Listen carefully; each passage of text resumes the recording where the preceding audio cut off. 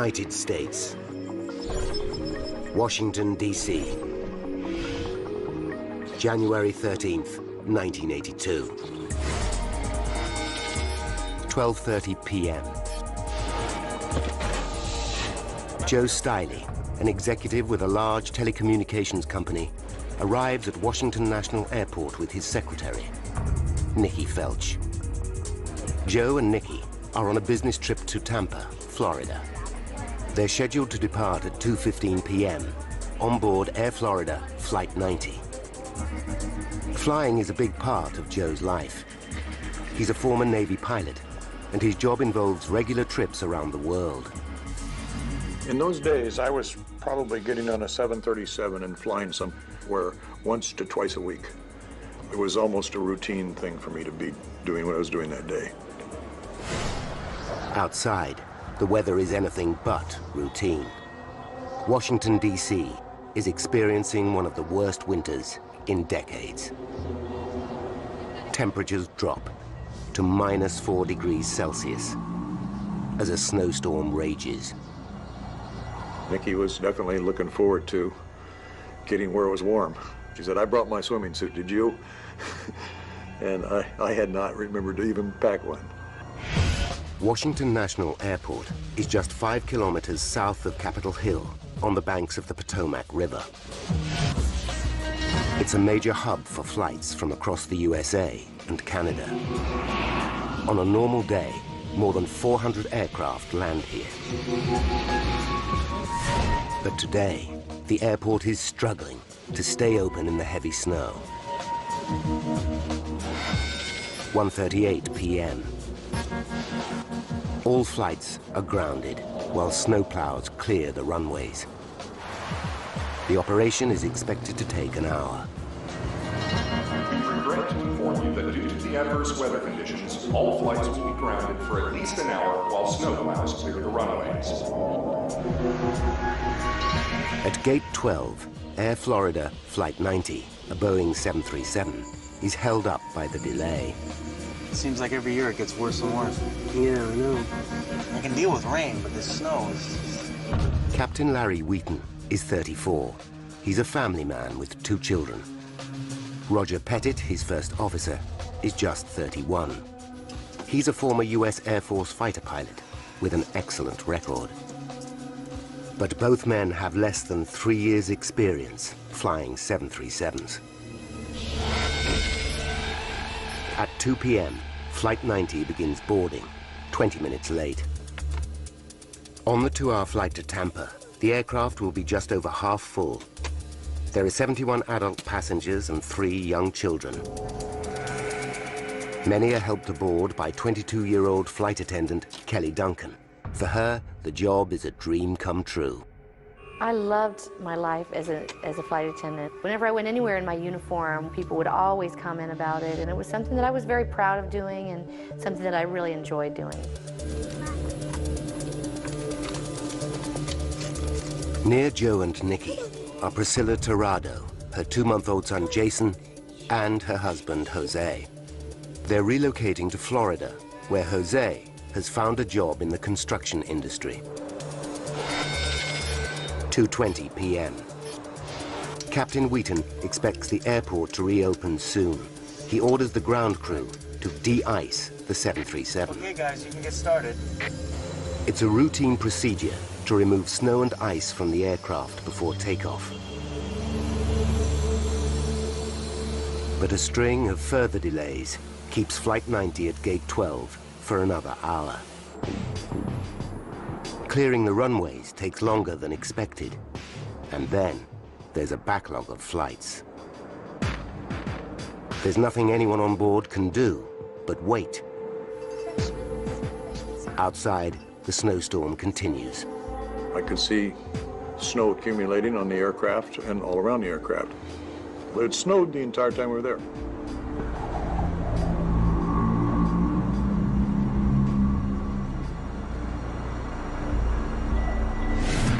When clearance to leave Gate 12 is given, there's another delay. Ice on the tarmac makes it difficult to move the 737. We're too heavy for this ice. Captain Wheaton decides to help out with a blast of reverse thrust from his engines. Hey guys, I'm gonna put a little reverse on it. Are you sure? No, don't worry, it'll be okay. 3:35 p.m. Flight 90 eventually begins taxiing to the runway 1 hour and 20 minutes behind schedule. It's a relief for flight attendant Kelly Duncan. When we were finally moving away from the jetway, it was wonderful because I felt like we are finally on our way.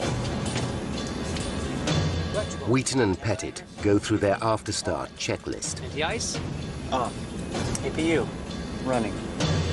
Flight 90 then falls in behind other aircraft queuing for takeoff. 2 window exits at the center of the cabin, and 2 doors at the front. Boy, this is bad. Probably the worst snow I've ever seen. Seatbelts are released as shown. Both pilots can see snow on their wings. Pettit is concerned. You know, it's been a while since we've been de-iced. 3:59 p.m. Flight 90 is cleared for takeoff. Position and hold. Flight attendants, please take your seats. At the rear of the passenger cabin, Kelly Duncan straps herself in. Joe Stiley, Nikki Felch, and Priscilla Tirado are just a few meters away. 3:59 p.m. and 45 seconds. Throttles. The 737 finally begins to roll down the runway. Seconds later, thrust readings jump past the target level for takeoff. Oh, God, look at that. That don't look right, does it? Pettit responds by easing the throttles a touch. Yes, it is. There's 80. But now, it's taking longer than usual to reach takeoff speed of 144 knots. That's not right. And there are strange readings on the flight deck. 120. Joe Stiley is worried. We were nowhere near the normal speeds that I was used to feeling every week in a 737. Going down that runway was like riding in a backcountry road full of potholes. Flight 90 eventually hits takeoff speed Easy. and leaves the ground. Me too. Suddenly, the nose pitches up sharply, and the aircraft starts to shake. In the cockpit, alarms warn the pilots that Flight 90 is about to stall. Forward. They have seconds to act, or the 46-ton aircraft and the 79 people on board will fall out of the sky. Flight 90's high nose position is creating so much drag that the aircraft is losing speed fast. Easy, all we need is 500. If the 737 slows down too much, it will stall and then simply drop. Captain Wheaton orders First Officer Pettit to lower the nose by pushing the control column forward. Forward. Forward. But he can't drop the nose too far, or the plane will stop climbing. Come on, she's barely climbing. As the shaking intensifies, former pilot Joe Stiley fears the worst. I remember vividly saying, how the hell do I get out of this airplane now? And knowing that it was too late, I was already kissing my rear end goodbye. 12 seconds after liftoff, Flight 90 has traveled 1 kilometer. 500 meters ahead, the heavy snow has created a traffic jam on the 14th Street Bridge over the Potomac River. Construction worker Marion Grant Jr. is on the northbound span. His truck has hardly moved for 15 minutes. Traffic wasn't moving at all. Like we'll sit still maybe 3 minutes and we go 5 feet and 5 feet. 4 p.m. and 53 seconds. At an altitude of just 352 feet, Flight 90 suddenly stops climbing and begins to drop. Captain Wheaton jams the throttles forward for maximum thrust. But it's too late. Commuters on the 14th Street Bridge hear the scream of jet engines. We're falling. Larry, we're going down. Acknowledge!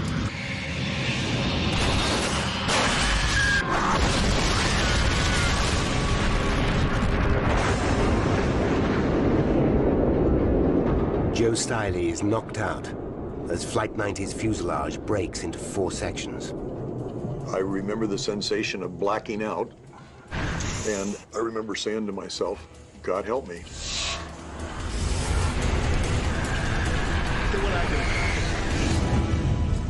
Flight 90's wing has flipped Marion's truck over like a toy, but he stumbles out, alive. The carnage on the bridge is horrific. I saw a guy crushed to death, you know, and then I saw another guy, seemed like his head was decapitated and stuff like that.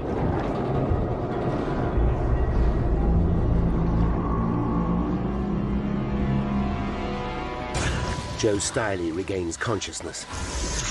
His bones are broken in 67 places, but now he has just seconds to cheat death. Again.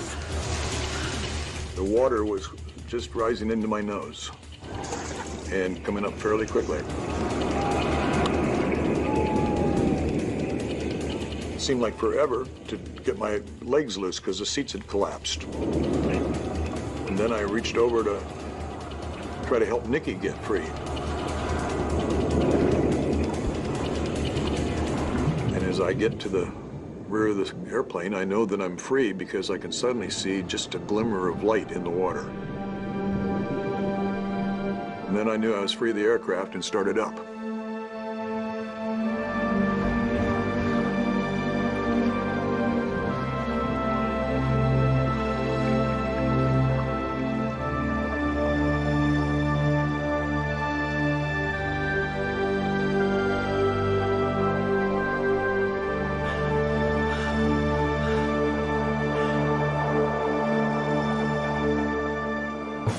Stunned witnesses gather on the bridge. A news cameraman takes this footage just minutes later. The entire 737, bar the tail section, has disappeared. Joe and Nikki have made it to this island of wreckage, along with 4 other survivors. One is the young mother, Priscilla Tirado. Another is flight attendant Kelly Duncan. She's bewildered. I have no recollection of the impact. 1 minute sitting in a warm jump seat, the next minute in freezing cold water. The water is just 1 degree above freezing. The human body can only survive in these conditions for about 30 minutes. It hurts to be that cold. It feels like knives in you to be that cold. The emergency services arrive minutes later, but their inflatable boats can't get through the ice. It's a devastating blow for Kelly. I really felt like I was kind of just losing hope, thinking, this is really going to be the way I'm going to die. I just didn't feel like I was ready to die. The survivors have escaped a plane crash. But now, they'll freeze to death unless rescuers reach them within minutes. 4:06 p.m. The U.S. Park Police helicopter unit in Anacostia Park, 2.5 kilometers from the crash site. Park Police Aviation, Officer Gailey. It's a tower. They're reporting a missing aircraft, 14th Street Bridge. Pilot Don Usher is a combat-hardened Vietnam veteran. He springs into action with paramedic Gene Windsor. They know visibility is appalling. And Eagle One, their Bell Jet Ranger helicopter, isn't designed for heavy rescue work. But they're determined to help. We did what we were supposed to do, what we were trained to do, and what the public expected us to do.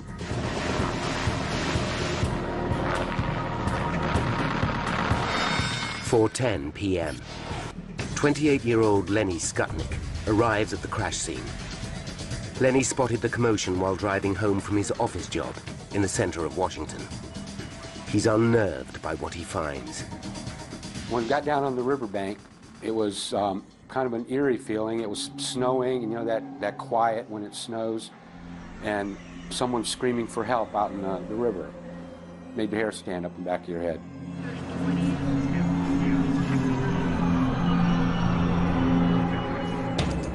Eagle One is almost flying blind. Don is forced to scan the ground for roads which he knows lead to the 14th Street Bridge. The only visibility we possessed was looking through the chin bubble, what would be called slant visibility. Gene ties together makeshift lifelines. 4:22 p.m. The 6 survivors have been in the freezing water for 21 minutes. Their limbs are numb. They can no longer move their hands. They're giving up hope. And then they hear Eagle One approaching. I suddenly felt the whomp, whomp of a helicopter.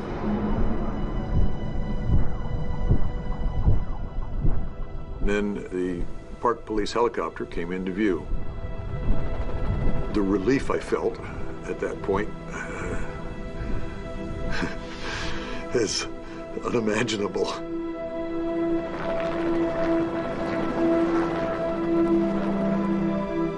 I have never heard such a beautiful thing as the day that I heard that helicopter. Don spots the survivors clinging to the tail section of Flight 90. We realized as soon as we looked at them that every second counted between life and death to get them out of that river. The first survivor Eagle One rescues is 41-year-old Bert Hamilton. Gene then throws one of his improvised lifelines to flight attendant Kelly Duncan. I just remember looking up into the sky and just seeing a rope hanging down from it. And I just pulled it around my back, and they pulled me out.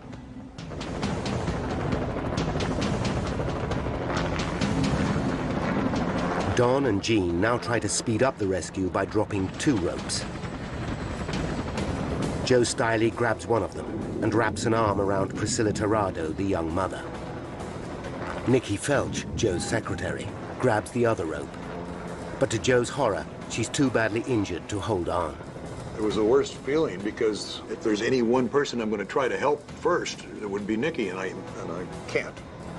Seconds later, Joe loses hold of Priscilla. I didn't realize it at the time, but all the fingers in my left hand were already broken, and my arm was broken. Eagle One drags Joe to safety. The crew know Nikki will be kept afloat by her life jacket. Priscilla is their immediate priority. After 30 minutes in the freezing water, her chances of survival are on a knife edge. Lenny Skutnik is horrified as he watches from the shoreline. She was close enough where you could see the expression on her face, and her eyes just looked wild, and she looked like she was going into shock then. Time and again, Priscilla slips from the life ring. Traumatized, exhausted, and temporarily blinded by aviation fuel, she begins to drown. Lenny realizes he can watch no more. It was just too much to take. I absolutely thought she was going to die if I didn't go in and get her.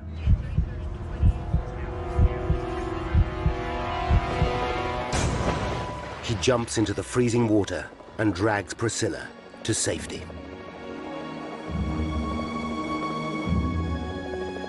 I believe it's a human instinct. I didn't weigh it or think about it, I just did it.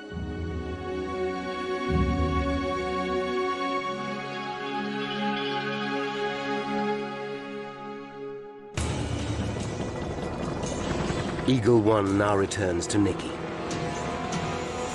but she's too weak to grab the life ring. The crew respond with their most audacious rescue so far. G steps onto the skid, grabs Nikki, and wrestles her to safety.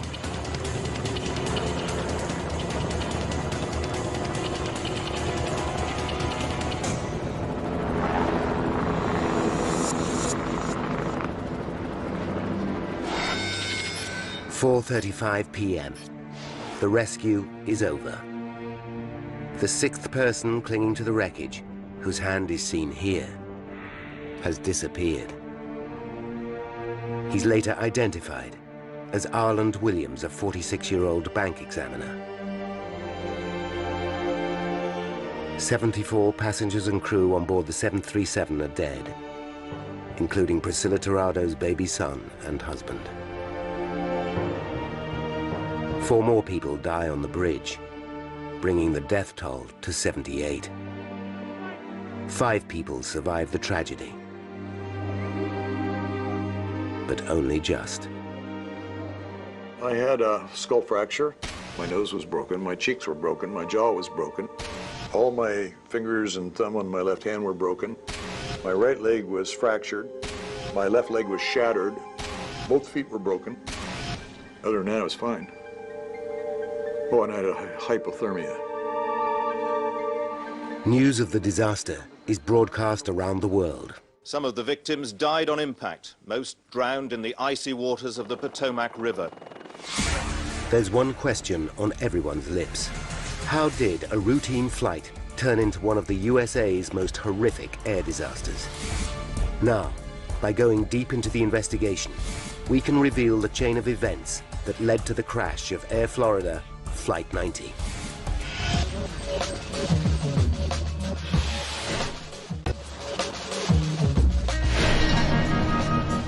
At the time of the disaster, Bill Hendricks was the National Transportation Safety Board's Chief of Air Accident Investigation.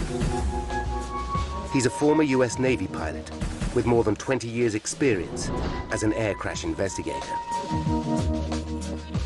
January 13th, 1982. News of the disaster reaches Hendricks just after 4 p.m. Hi, Bill Hendricks. It's one of the most important calls of his career. I knew there'd be a lot of pressure on this investigation. It's here in Washington, D.C. A lot of congressional interest, a lot of media interest. It's the capital of the United States. I'll get back to you. Hendricks rushes to his second-in-command, Rudy Kapustin, who will run the investigation on a day-to-day basis. They immediately call the GO team, a squad of NTSB experts on 24-hour standby to deal with a major air crash. The investigators reach the 14th Street Bridge later that evening. The crushed cars tell them Flight 90 came down steeply.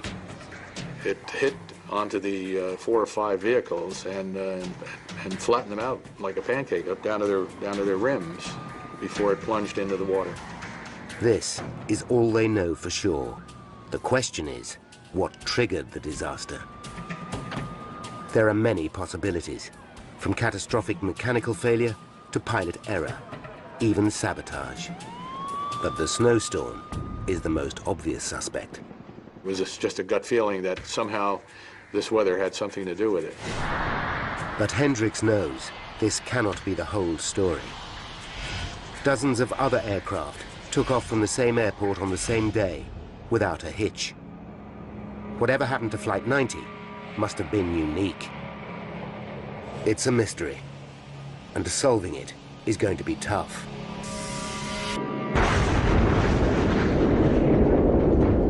The wreckage of Flight 90 and the clues it might contain are at the bottom of a frozen river. And both pilots are dead, so what happened in the cockpit will remain unknown unless divers find the black box flight recorders. First thing we always look for are the recorders. From the flight data recorder, you get altitude, heading, airspeed. From the cockpit voice recorder, you get the last 30 minutes of conversation in that cockpit between the crew. Early the next morning, US Coast Guard vessels break through the ice and reach the wreckage. They join forces with the Army and Navy to launch a massive salvage operation spearheaded by a team of 82 divers. Hendricks and his team set up headquarters for the investigation in a conference room at the nearby Marriott Hotel. While the divers concentrate on recovering bodies, the investigators begin interviewing more than 200 witnesses. As an investigator, we're trained never to guess, that hunches are good, but you got to back them up with facts. The team begins by questioning the ground crew who de-iced Flight 90 at Washington National Airport. Any faults in their work could have left snow and ice clinging to the aircraft, with grave consequences. The lift an aircraft needs to fly is created by a smooth flow of air over the wings. A layer of ice or frozen snow creates a disruption which can reduce lift and increase drag dramatically. Experts call the problem contamination. The ground crew insist Flight 90 was fully de-iced before it taxied to the runway. But the investigators probe deeper and uncover an intriguing fact. The operator who de-iced the right side of the aircraft mistakenly thought the air temperature was -2 degrees Celsius. In reality, it was -4. As a result, he sprayed less than the recommended amount of de-icing agent onto this side of the aircraft. The investigators feel on the verge of a breakthrough. They decide to examine the de-icing process in even more detail. We're looking at the entire de-icing process. What was the mixture of the de-icing fluids? How was it dispensed? They test the de-icing solution used on Flight 90 and uncover something even more disturbing. The fluid contains half as much of the de-icing agent, glycol, than expected. So the de-icing spray was somehow weaker than the operator's control panel indicated. How could this happen? The team examine every component of the de-icing vehicle used on Flight 90 and find their answer. A specially calibrated valve in the glycol delivery hose had been replaced with an unmodified valve. The result? A reduced flow of glycol to the nozzle. So it wasn't just the right side of the 737 which didn't get enough glycol. It was the whole aircraft. It was not a very thorough de-icing job that was done on that airplane. It was not that good. It was marginal at best. But the investigators know this is far from conclusive proof that Flight 90 was contaminated with snow and ice when it took off.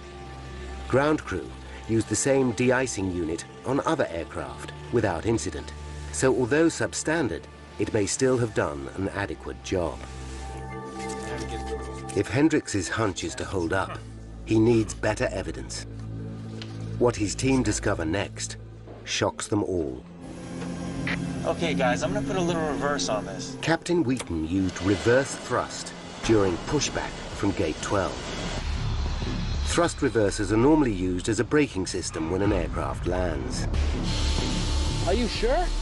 They should never be used before takeoff in wintry conditions for one simple reason. The reversers redirect the jet of hot air leaving the back of the engines towards the front of the aircraft. This can shoot a cloud of slush onto the wing and into the engine inlets. In sub-zero temperatures, the slush can refreeze within minutes.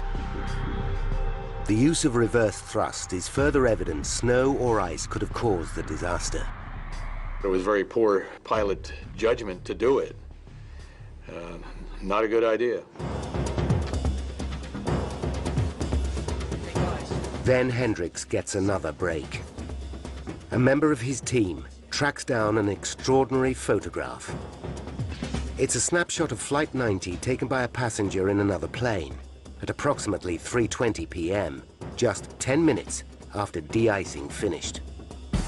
The image is grainy, but it shows fresh snow is already on the aircraft.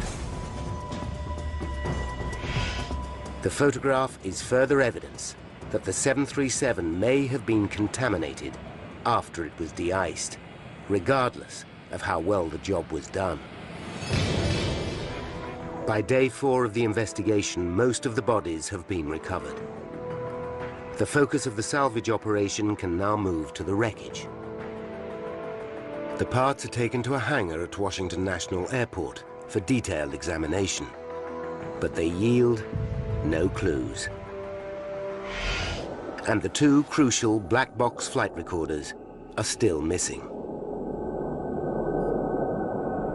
Finding them is a daunting task. Divers are equipped with an acoustic homing device.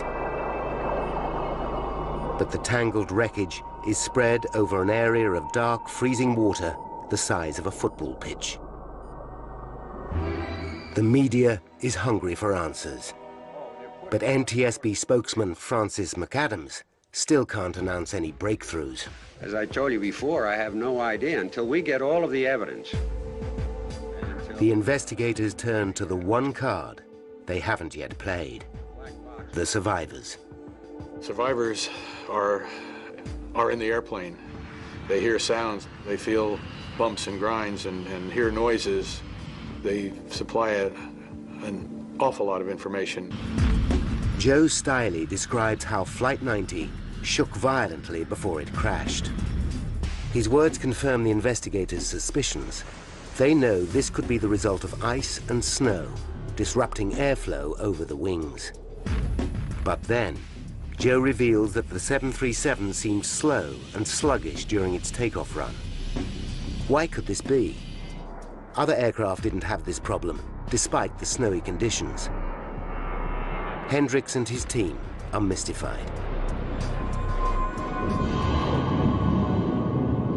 Then, 7 days after the crash, a diver picks up a faint signal. He follows it through the icy water until he can just make out a tangled mass of wreckage. He carefully pulls away twisted pieces of razor-sharp metal and hits the jackpot. In his torch beam, he spots one of the flight data recorders, then the other. It's the moment everyone involved in the investigation has been praying for. After the recovery, Sechrist lifted one recorder over his head in victory. A big moment for the salvage team after a week of frustration.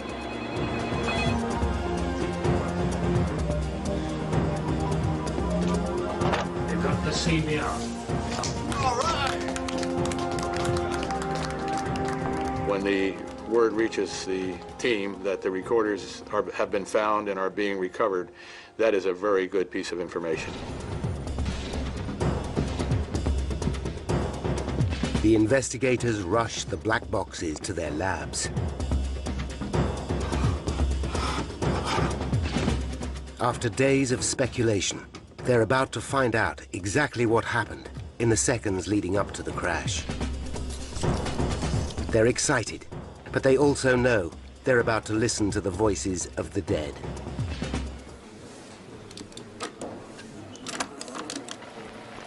Boy, this is bad. Probably the worst snow I've ever seen. You know, it's been a while since we've been de-iced. The team are stunned when they realize both pilots can see snow on their wings, yet they don't turn back for more de-icing. I mean, this one's got about a quarter to half an inch of snow on it all the way down. I got a little on mine. I was amazed, perplexed, wonderment, if you will, that under the regulations, the federal air regulations, you're not allowed to take off with snow or ice or frost adhering to your wings. Could this be why Flight 90's nose shot up just seconds after takeoff? As the investigators know, the Boeing 737 tends to pitch up sharply if the wings are contaminated with ice or snow. But just when the evidence seems to be mounting, they realize something just doesn't add up. They're perplexed by First Officer Pettit's comments about his instrument readings. Oh, God, look at that. Doesn't look right, does it? To try and find out what was worrying him, they study the flight data recorder. Immediately, another mystery rears its head. They discover that survivor Joe Stiley was right. The 737 took 45 seconds to reach takeoff speed, 15 seconds longer than normal.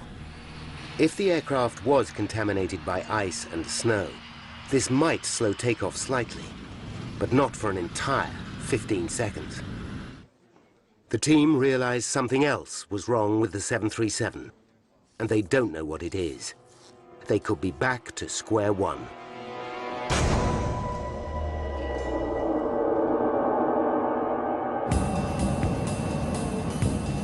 They can think of only one thing which would slow a 737's takeoff dramatically: insufficient thrust from the engines. But why would a crew take off without powering up properly? It seems an absurd idea. The riddle can't be solved by examining the engines. They are still at the bottom of the Potomac River. And Flight 90 was fitted with a pre-digital flight recorder, which didn't monitor thrust levels. There's only one option left. The investigators scrutinized the low-level engine sounds picked up by the cockpit voice recorder. Using a technique called sound spectrum analysis, they translate these sound frequencies into thrust readings. Yeah, it's 1.7. That's too low. The results are a shock.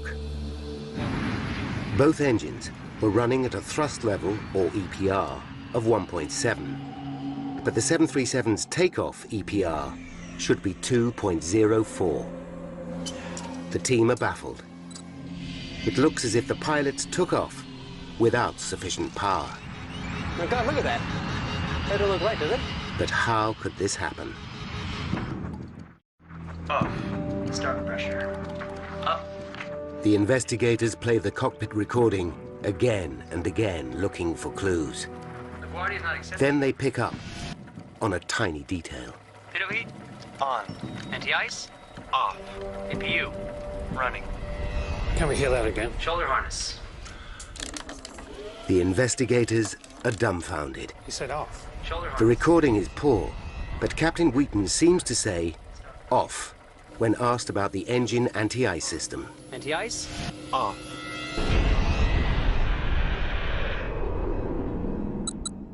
Hendricks realizes one small word could unlock the mystery behind the disaster.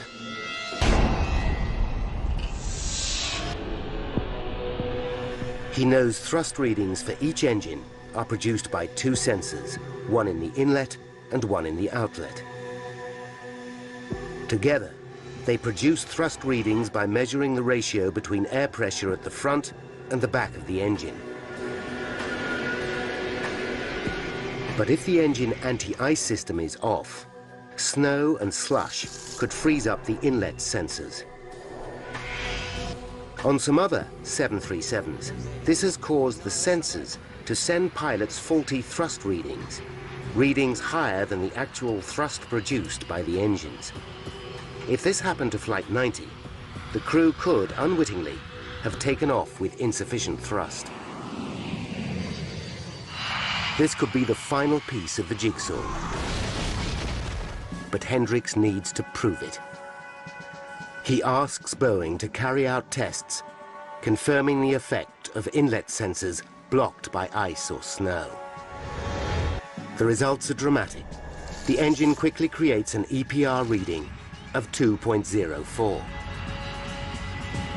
But in reality, it's running at an EPR of 1.7, exactly the same weaker thrust level revealed by the sound spectrum analysis of Flight 90's engines.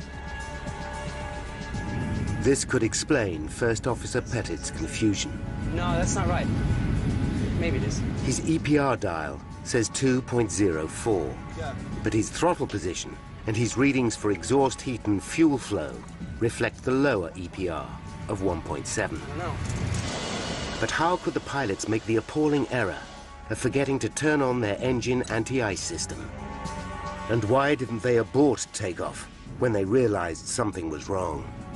Once the roll started with these observations by the first officer, that takeoff should have been rejected. The investigators study the pilots' records and discover that neither had much flying experience in winter conditions. But they also reveal something even more disturbing. Over the last 2 years, Captain Wheaton has had to retake 2 routine proficiency tests after receiving poor scores. His weak areas included adherence to regulations, checklist usage, and knowledge of aircraft systems. The revelation adds weight to the theory that pilot error played a key role in the disaster. But there are still two major pieces of evidence missing: Flight 90's engines. Without examining them, the team can't prove beyond doubt that the anti-ice system was off, or that the crash wasn't caused by an engine failure. Then, salvage squads lift the battered engines from the river. 13 days after the disaster, they're rushed to manufacturers Pratt & Whitney for examination. Technicians strip the engines down and painstakingly search for any sign of a mechanical problem. But they find nothing. Then they inspect the anti-ice system.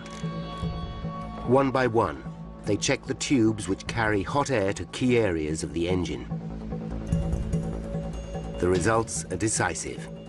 The valves inside are closed. The anti-ice system hadn't been switched on. But would this be enough to bring down Flight 90? To find out, the team carries out tests in Boeing's state-of-the-art 737 flight simulator. To their surprise, reduced thrust of 1.7 EPR is just enough to keep the aircraft flying. But then, when they factor in the problems created by ice or snow contamination, they make the breakthrough they've worked so hard to reach. January 13th, 1982. A series of factors combine to encourage snow and ice to build up on Flight 90. The aircraft is sprayed with half the recommended amount of de-icing agent. Further delays allow more snow to gather on the 737. And the use of reverse thrust may have sprayed slush onto the wings and critical thrust sensors. 23 minutes to disaster. Electrical. Wheaton and Pettit leave their engine anti-ice system off. As a result, thrust sensors in both engines freeze up, causing them to send misleadingly high readings to the cockpit. 14 minutes to disaster. The pilots notice a thick layer of snow on both wings. I mean, this one's got about 1/4 to 1/2 inch of snow on it all the way down. But contrary to regulations, they don't turn back for more de-icing.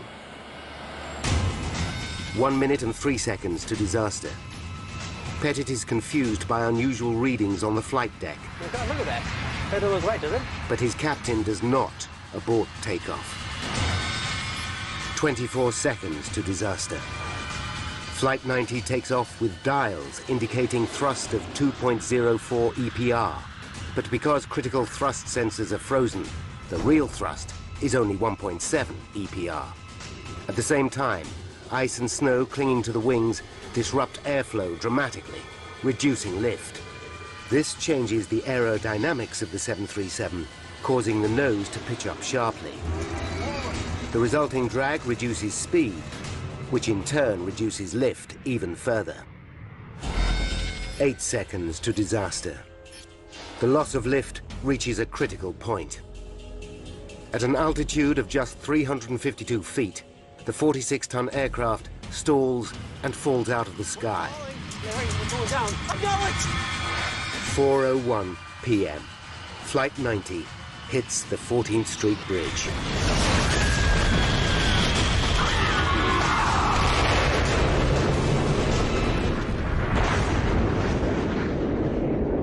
The disaster claims 78 lives, including those killed on the bridge.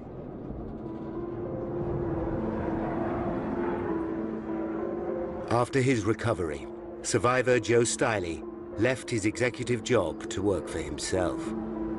He's overwhelmed by emotion during a rare return to the scene of the crash. I think more than anything else, I'm appreciating the 24 years I've lived since then. Like, I saw my kids grow up. I held my dad's hand when he passed away. I could have missed all that.